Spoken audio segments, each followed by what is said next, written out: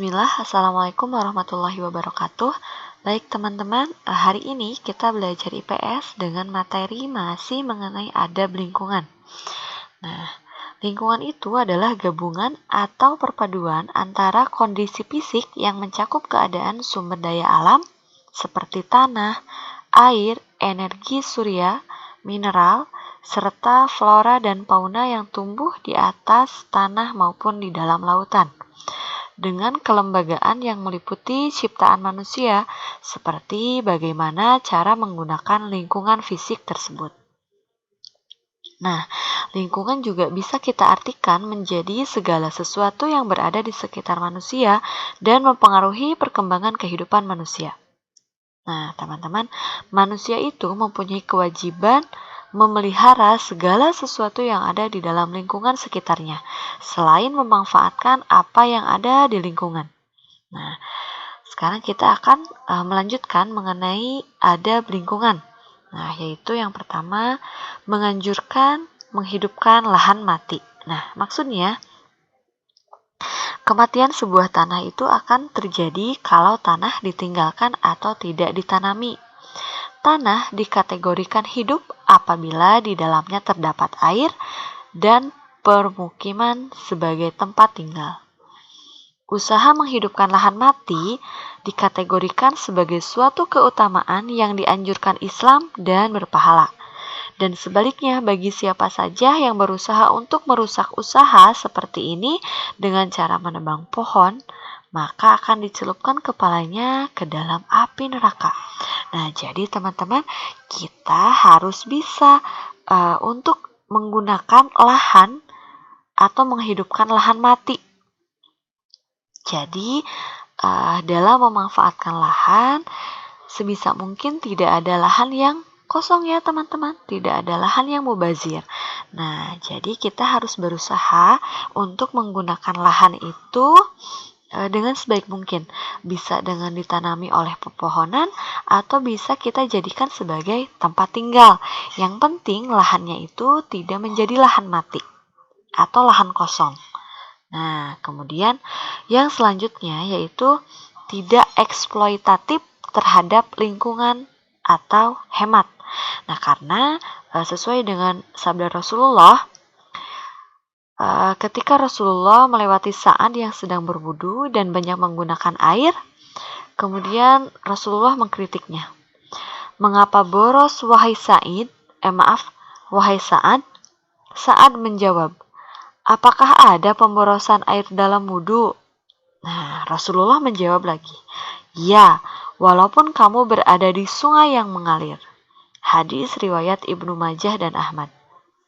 Nah, dari sini kita bisa meneladani Rasulullah dan mengamalkan ajarannya. Maka tentunya alam ini akan bersahabat dengan kita. Nah, dari gambaran hadis yang barusan Ibu jelaskan atau yang Ibu sebutkan, sangatlah jelas bahwa pemakaian sumber alam yang berlebihan itu merupakan sebuah tindakan yang dilarang oleh agama. Nah, jika dalam hal wudhu saja Rasulullah menegur kita untuk tidak boros dalam penggunaan airnya. Apalagi jika kita melakukan eksploitasi besar-besaran terhadap sumber alam yang kita miliki. Nah, misalnya kita terlalu mengeksploitasi ikan yang ada di laut. Nah, jika kita terlalu mengeksploitasi ikan yang ada di laut, maka secara tidak langsung atau sedikit demi sedikit ikan itu akan punah, akan musnah. Tidak ada lagi ikan di laut karena kita terlalu berlebihan dalam menangkap ikan di laut. Atau misalnya contoh lainnya lagi seperti tadi, air yang kita gunakan ketika berwudu, nah jika berlebihan itu akan menjadi pemborosan. Nah, bagaimana ketika kita berada dalam kondisi kemarau? Nah, tentunya dalam kemarau itu kita kekurangan air ya teman-teman. Maka kita harus membiasakan diri ketika tidak dalam kemarau pun kita tidak memboros-boroskan air yang nantinya akan terbiasa ketika terjadinya kemarau. kita tidak memerlukan banyak air untuk berwudu. Kita bisa memanfaatkan sebaik mungkin air, sesedikit mungkin air untuk kita berwudu. Nah, selanjutnya yaitu manfaat lingkungan buatan. Nah, lingkungan buatan yang ada di sekitar kita itu harus dijaga dengan baik. Banyak jenis bangunan yang dibuat oleh manusia untuk memenuhi kebutuhan manusia. Nah, salah satunya itu adalah di sini teman-teman, ada waduk. Nah, manfaat waduk itu dibangun untuk mengairi sawah dan memelihara ikan. Nah, waduk juga menarik untuk dikunjungi sehingga dijadikan sebagai tempat wisata. Nah, kemudian selain itu, waduk juga dibuat untuk pembangkit listrik tenaga air atau PLTA. Nah, contohnya ini adalah Waduk Jatiluhur yang ada di Provinsi Jawa Barat. Nah, jadi dengan adanya waduk ini dimanfaatkan untuk mengairi sawah dan untuk memelihara ikan. Nah, selain untuk mengairi sawah juga waduk dijadikan sebagai tempat destinasi wisata, teman-teman. Selanjutnya ada manfaat perkebunan. Nah, hasil perkebunan itu digunakan untuk bermacam-macam kebutuhan manusia. Contohnya ada kelapa sawit. Kelapa sawit itu digunakan untuk membuat minyak goreng. Nah, selain minyak kelapa sawit ada juga nih ini tanaman karet. Nah, yang ini. Karet itu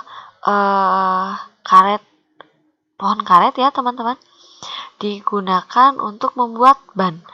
Nah, kemudian contoh lainnya ada sayuran, ada buah-buahan. Nah, ini digunakan untuk kebutuhan pangan manusia. Nah, selanjutnya ada manfaat pelabuhan. Ini ya, teman-teman, di sini ada pelabuhan. Nah, ini pelabuhan. Pelabuhan adalah tempat pemberangkatan dan pemberhentian alat transportasi laut. Pelabuhan penting karena Indonesia adalah negara yang dikelilingi oleh laut, sehingga pelabuhan ini sangat penting bagi Indonesia karena memiliki belasan ribu pulau yang bisa ditempuh, yang bisa dilewati dengan alat transportasi laut.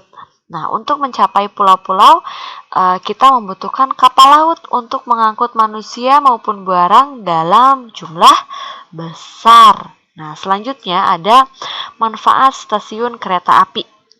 Teman-teman, apakah ada yang sudah datang ke stasiun kereta api atau pernah bepergian dengan menggunakan kereta api? Nah, stasiun kereta api ini merupakan tempat pemberhentian dan pemberangkatan penumpang. Nah, naik kereta api itu merupakan pengalaman yang menyenangkan. Karena kereta api dan stasiun kereta api ini dibuat untuk sarana transportasi darat yang cepat. Oleh karena itu, kereta api ini memiliki jalan sendiri ya, teman-teman. Berbeda dengan jalan-jalan mobil ataupun motor. Nah, yang dinamakan dengan rel kereta api. Karena kenapa mempunyai jalan sendiri? Karena kereta api ini terhindar dari kemacetan. Nah, seperti itu teman-teman untuk manfaat lingkungan buatan yang kita bahas hari ini. Baik, terima kasih teman-teman. Semoga yang kita pelajari hari ini bisa bermanfaat. Selamat belajar. Assalamualaikum warahmatullahi wabarakatuh.